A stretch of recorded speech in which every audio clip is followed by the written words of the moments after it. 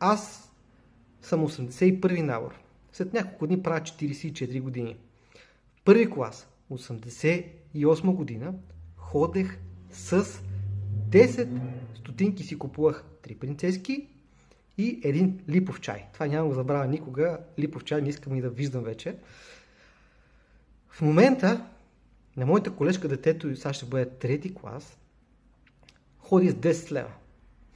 Между 10 лева и 10 стотинки разликата е 100 пъти.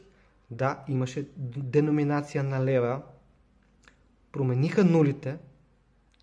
Да кажем да не е 100 пъти. Дали не съм сигурен дали са и 50. Но според мен едно 30-40 пъти са се повишили всички стоки, абсолютно и на имотите за тези, аз като съм бил на 8, на 7 примерно, сега ще правя 44, 37 години, буквално по един път на година един продукт си увеличава цената, включително и на имотите. Били са по 10 000 лева, сега един апартамент в София, да кажем двустаен, в по-ранен етап 100-110 000 евро.